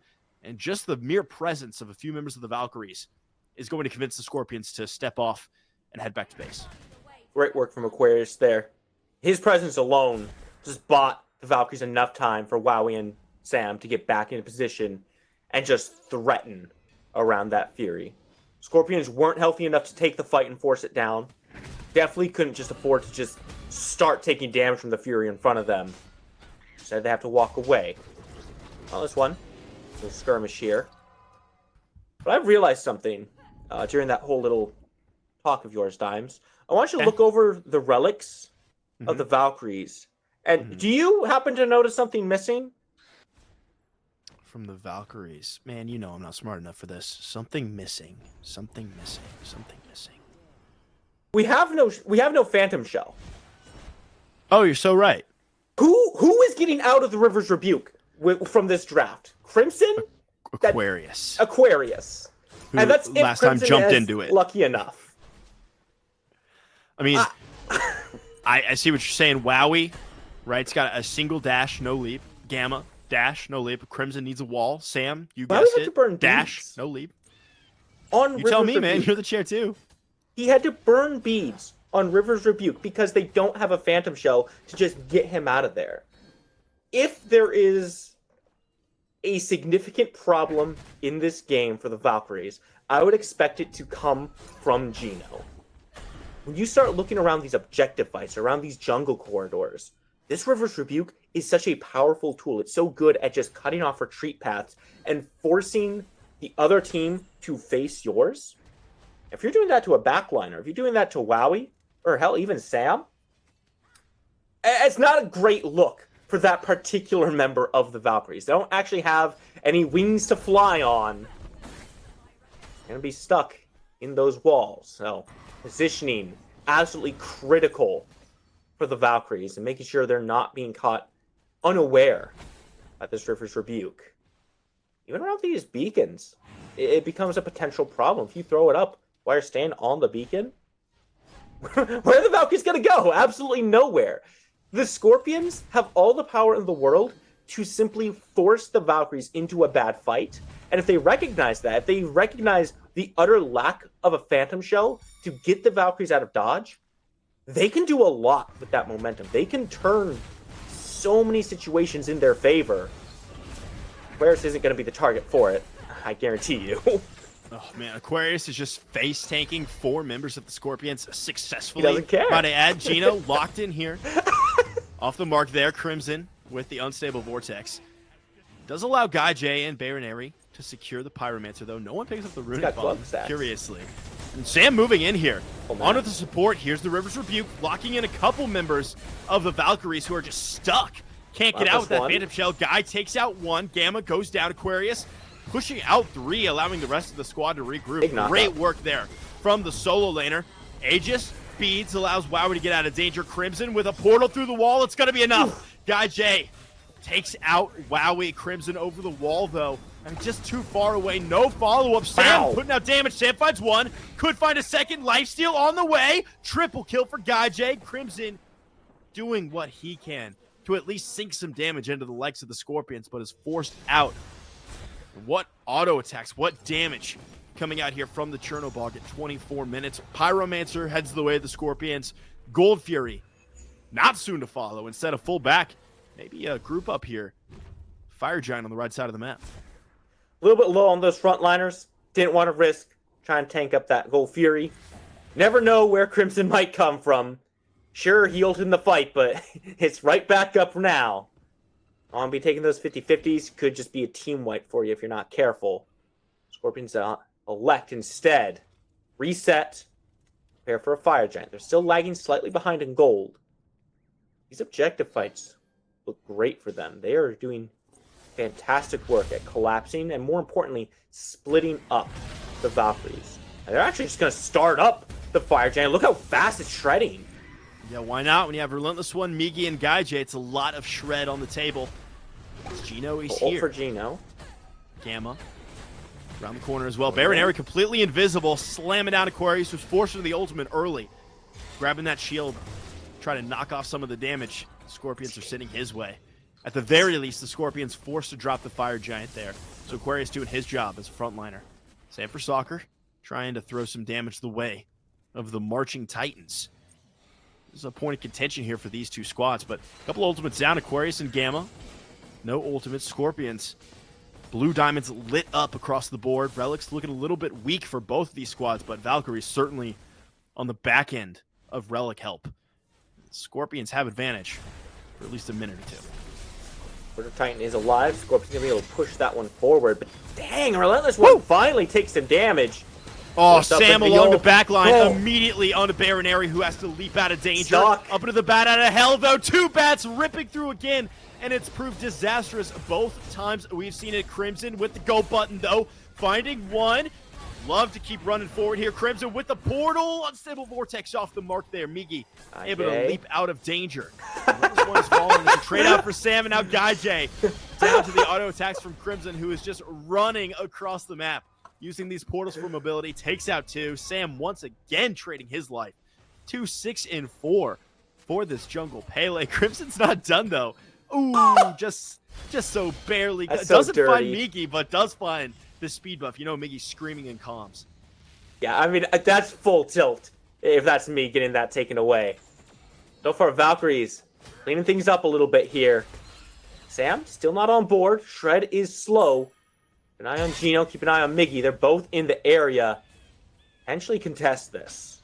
Crimson low on mana, but does have through space and time. Back Got online is secure. going to die to the likes of Migiiiiii, who's hunting the Janus in the back line, forced to use the ultimate. It's Fire so Giant low. slow. This is going to be a coin flip. Valkyries take down the Fire Giant, able to secure that objective. Bayroneri what a comes in. taunt! Bayroneri to fall, not able to get in the air. Wowy, Defender of Olympus, being channeled. RelentlessOne dashes out of danger. Migiiiiii up into the CC immune ultimate. Swipe, swipe, swipe. Is there enough distance, though? Is Migiiiiii able to create enough space to get out of danger? Looks to be the case. Fire Giant heads the way of the Valhalla Valkyries. They take out Bayroneri in the meantime, and a tier 2 tower to follow, Spooky. Now, that was stressful watching that Fire Giant so low for so long as the Scorpions begin to step forward, but the Valkyries are able to secure that. They get it their way, able to take Bayroneri down. That's an absolute massive pick. Gets them a tier 2 in the mid lane. That's far from the end of it for them. They're going to likely rotate to this Gold Fury. Possibly reset, spend some of that gold that they just got. And then it's the tier 2s that are next up on the chopping block here. Pyromancer downed. Valkyries have all the momentum going forward from this time. All they have to do is clean up these objectives, strip them off the map, leave nothing for Scorpions to take away, to try to catch up with. That's exactly what they do. They've got plenty of time to play with. And if I'm the Valkyries right now, I'm getting ready for a right side push. Take that tier 2 down. Potentially split the map. Take both towers at the same time. But with the presence from the Scorpions, between GuyJ, RelentlessOne, and Bayroneri, it's a little bit risky to split the squad right now. I'd expect more of a full 5 group. At the very most, a 4-1 split. They do try. If the Scorpions try to send anyone to match that split, it's an easy engage for the Valkyries. Now the Scorpions have to look at some defense. 7,000 gold down. Not looking to defend any tier 2s, not against a Fire Giant. This is where things start to look at the Phoenixes. Luckily for the Scorpions, they have a much better defense this time around. It's all thanks to Geno on this Yemoja. These are the smallest corridors you can get. There's the most value out of a reverse rebuke that you can find. And with no Phantom Shell, we've been over that before. Shouldn't be too hard to find some opportunities around this Phoenix defense. Full builds pretty much on the mark here for the Scorpions. Gold is starting to become negligible. A couple of actives need to be finished off, maybe a starter item or 2. But we're getting pretty close to where gold is becoming less and less crucial here. A blink in from Gamma, reverse blink in from RelentlessOne to immune the taunt. I mean, that's one way to dodge a taunt, is just not be near it because you also blink in. Able to cancel out those blinks there. Gamma surging forward, left lane tower to fall. Aquarius boxing out Migiiiiii in the middle lane, just so tanky. Is the solo laner. River's Rebuke used there in the jungle, catching nobody. And that powerful teamfight ultimate, Spooky, that you were saying is going to be the crux of this defense is now going to be on cooldown, as you mentioned earlier, for some time. I mean, that is a big-time ultimate burned there for absolutely nothing. Left lane tower falls. Mid lane tower already down. Only one structure remaining in terms of towers. Cooldown, 0 seconds. Love that. Geno takes a shot from ErupTCrimson. And the left lane bird's going to be the target. Charging forward is Aquarius.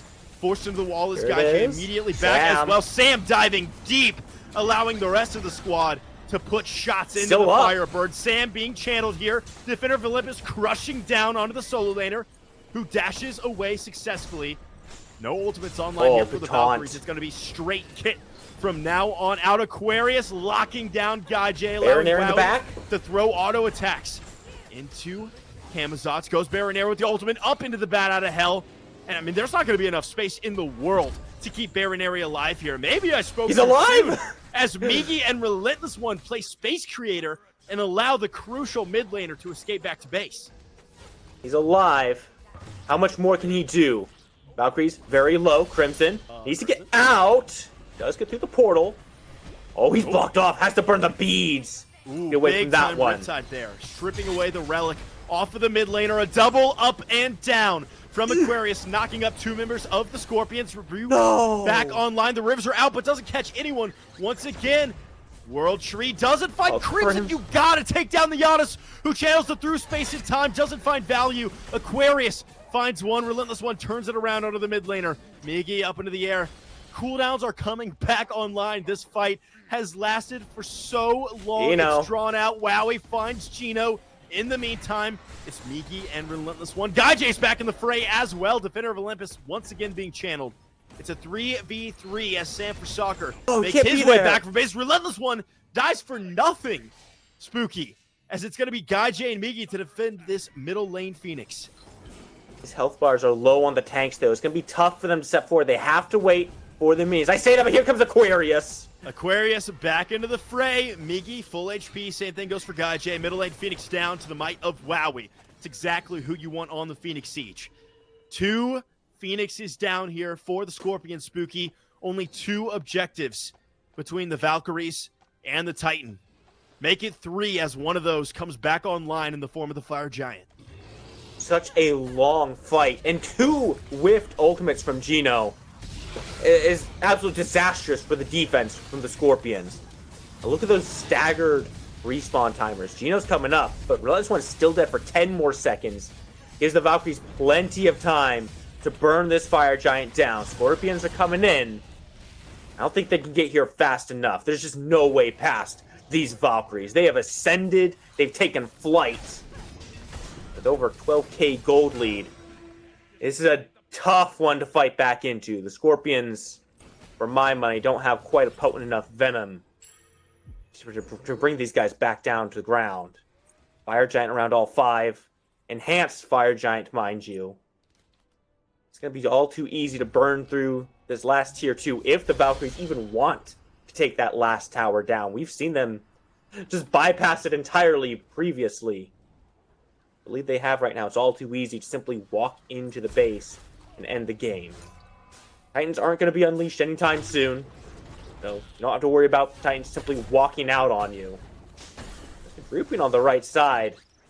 They are interested in this last tower. Potentially the 3rd Phoenix as well here. Oh man, unfortunate that the World Tree was forced out there by RelentlessOne. Just aggressive positioning and a spot you really can't be at as your last Phoenix is being targeted down. That ultimate is not going to be available for this base defense. Potentially the last major engagement, Spooky, of this game number 2. Valhalla Valkyries looking to put a cap on this best of 3 set with a 2-0 over the Scorpions. Scorp's going to have to find some kind of defense here in game number 2. Down quite a bit. Fire Giant around the waist of the Valhalla Valkyries. A taunt in on a RelentlessOne. Damage coming out from Crimson is good. It's Guy and Aquarius boxing in the mid lane. Sam for Soccer hovering around. Got a blink online for Sam. A fire blink nonetheless. A little bit of tick damage on the back end there.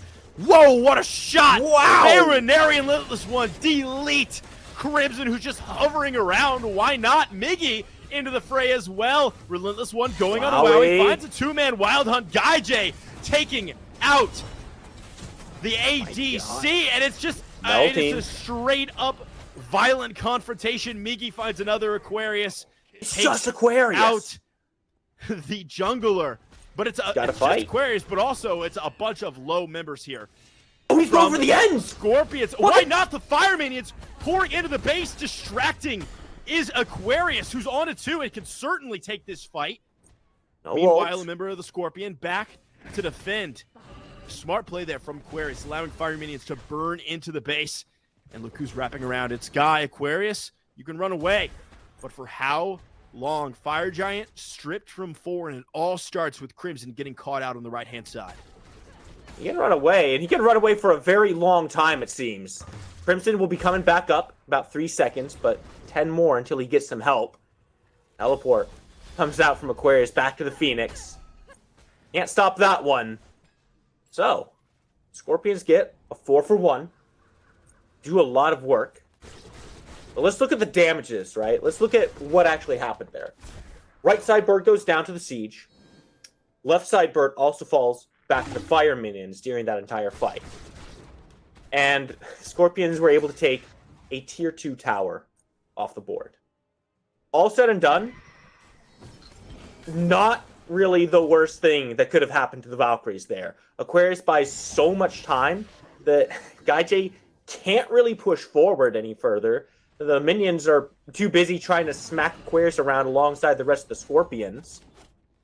Valkyries, they put themselves in a position where they could make some mistakes, and they made a mistake.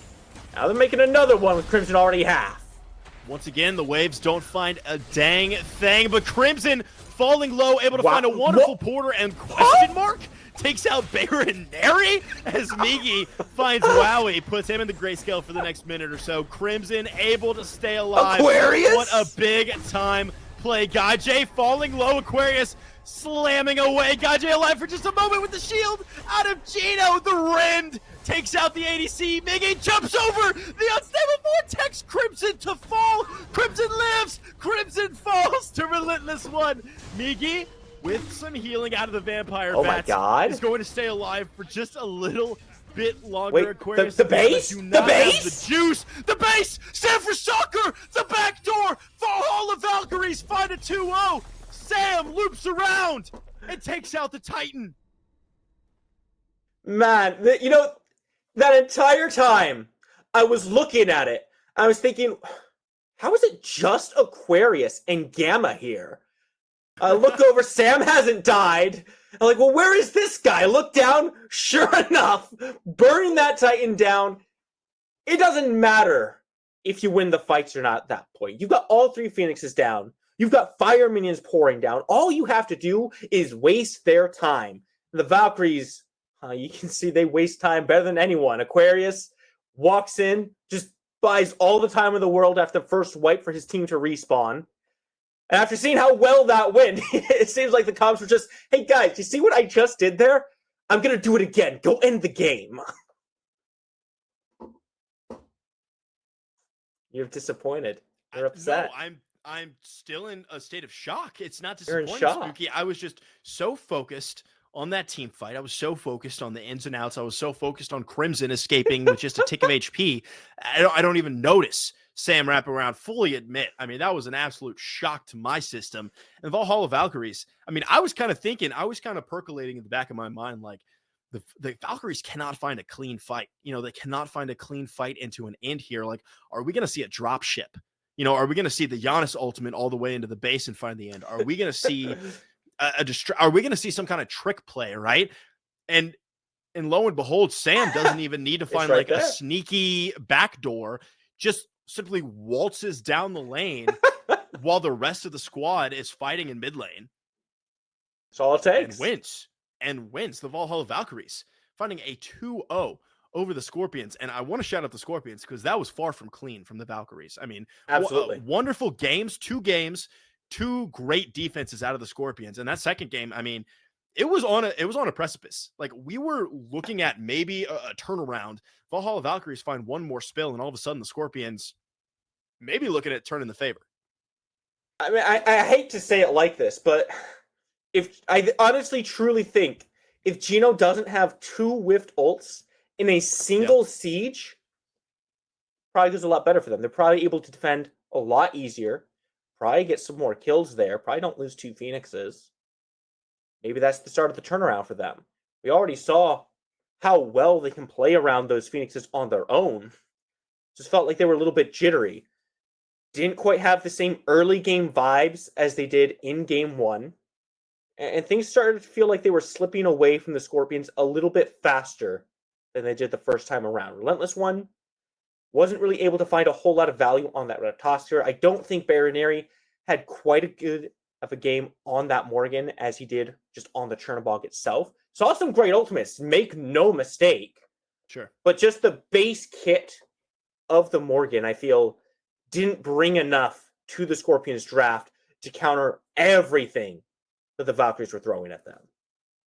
Well, Spooky, the Valhalla Valkyries continue to prove they are a force to be reckoned with here in North America. And the Scorpions, in the same token, showing that, they're not going to roll over. They're not going to be No. when you check the schedule and you see who you're playing in the Road to Worlds phase here in the SEC, they're not going to be an easy win that you're just going to like mark up in your calendar and move on to the next week. Speaking of weeks, this is week number 2, Spooky.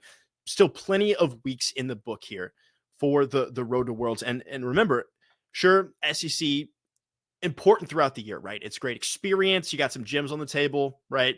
But this is really where the rubber meets the road. This is where teams are looking to qualify. Right. They're looking to fight potentially into SPL squads and to find their way to Worlds. And this win for the Valhalla Valkyries is a substantial step in that direction.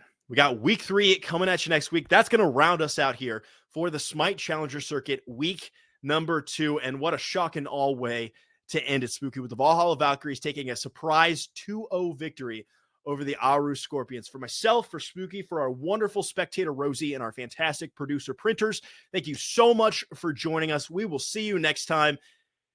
Catch you then. Stay hydrated.